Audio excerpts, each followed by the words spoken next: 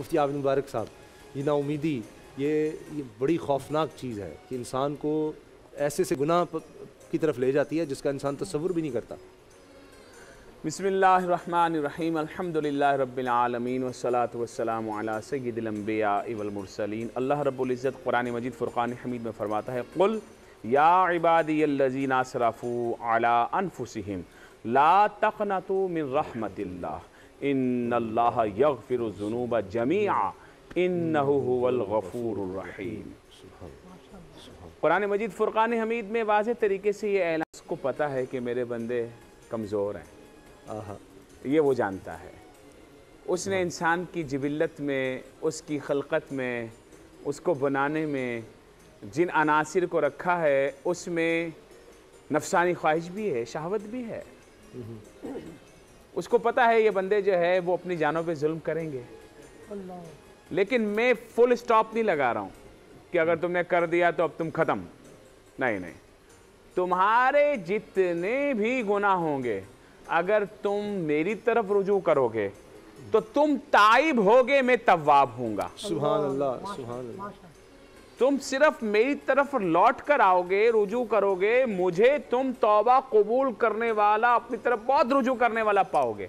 تم ایک قدم بڑھاؤ گے، میری طرف سے تمہیں 70 قدم آئیں گے۔ تم میری طرف ایک مرتبہ فریاد کرو گے، میں رب وہ ہوں، لوگ مجھے ادھر ادھر ڈھونڈتے ہیں۔ اللہ رب العزت کہاں ہے؟ اللہ تعالیٰ بندے کی شرک سے بھی زیادہ قریب ہے۔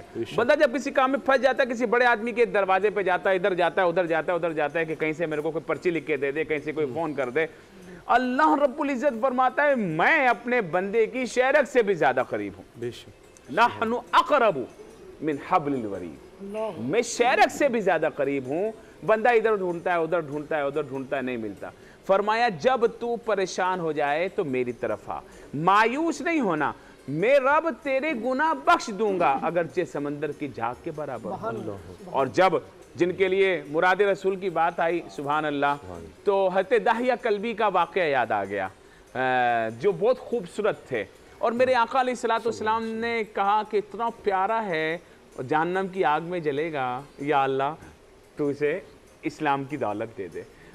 میرے آقا علیہ السلام کی دعا پلٹ آئے، مسلمان ہو گئے۔ پھر ایک دفعہ جو ہے وہ پوچھا کہ بیٹھے بیٹھے رونا شروع کر دیتے ہیں، کبھی کبھی ہنسنا شروع کر دیتے ہیں۔ کہا کیوں؟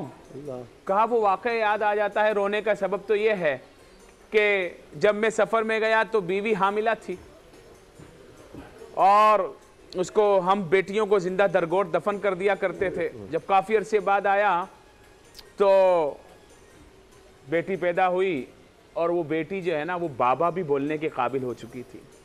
میرے سامنے آتی ہے، میں نے کہا یہ کون ہے؟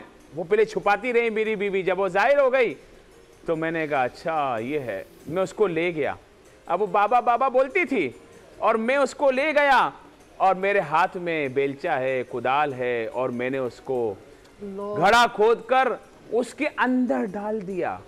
وہ کہنے لگی بابا یہ کیا کر رہے ہیں، یہ کیا کر رہے ہیں؟ بابا بابا بابا کرنے لگی، اور میں نے مٹی ڈالتا گیا یہاں تک کہ اس کی آواز بند ہو گئی۔ جب مجھے وہ واقعہ یاد آتا ہے تو میں خود ہی رونا شروع کر دیتا ہوں۔ اسلام نے تو ان کو بھی مایوس نہیں کیا۔ جب میرے آقا علیہ الصلوۃ والسلام کے پاس آئے تو کیا اللہ میرا یہ گناہ بخش دے گا؟ جبرائیل امین آ جاتے ہیں کہ پیارے حبیب ان کو کہہ دیجئے اللہ نے تیرا وہ گناہ بھی بخش دیا، کلمہ پڑھ لے، مسلمان ہو جا۔ اسلام تو ایسا مذہب ہے جو کچھ بھی ہو جائے پیچھے، اگر بندہ سچی توبہ کر لے، اگر بندہ جو ہے اللہ کی طرف رجوع کر لے، اللہ تعالیٰ اس کے گناہوں کو معاف فرما دیتا ہے۔ یہ بندے کے اوپر ہے، بندہ آئے تو صحیح۔ کہا پھر ہنستے کیوں ہیں؟ کہا ایک دفعہ جو ہے میں نے وہ بت بنایا ہوا تھا، وہ بھی آٹے کا بنایا ہوا تھا، تو وہ مجھے یہ واقعہ یاد آیا کہ کھانے کو کچھ نہیں تھا اور سفر میں تھا، تو میں نے بت کو دیکھا کہ بہت تیری عبادت کر لی، آج تجھے ہی کھانے کا ٹائم ہے، تو اسی کو جو ہے نا وہ گوندا آٹا اور پکا کے میں کھا گیا۔ تو مجھے کبھی کبھی یاد آتا ہے تو میں ہنسنا شروع کر دیتا ہوں۔ تو اب صحابہ اکرام ایسے ایسے لوگ آئے، اور اسلام نے سب کو دامن میں جگہ دی۔ اسلام نے تو ان کو بھی جگہ دی جنہوں نے سید الشہداء کا کلیجہ چبایا، شہید کیا۔ جب بارگاہ رسالت میں آئے صلی اللہ علیہ وسلم تو میرے آقا علیہ السلام نے انہیں مایوس نہیں کیا. مایوسی کیسا گناہ ہے؟ کہا نہیں تمہیں بھی اجازت ہے. مسلمان ہو گئے. کہا کرتے تھے میں نے خیر الناس کو بھی قتل کیا اور شر الناس کو بھی قتل کیا. یعنی حضرت امیر حمزہ رضی اللہ تعالیٰ عنہ کا بھی زمانہ جاہلیت میں حالت کفر میں میرے سے یہ کام ہوا اور میں نے شر الناس میں سے مسلمہ کذاب کو بھی میں نے مارا ہے. تو یہ بھی ان کو سعادت. اسلام کسی کو منع نہیں کرتا جو بھی اسلام کے دامن میں آ جائے, لیکن اللہ کو تلاش کرنا چاہیے.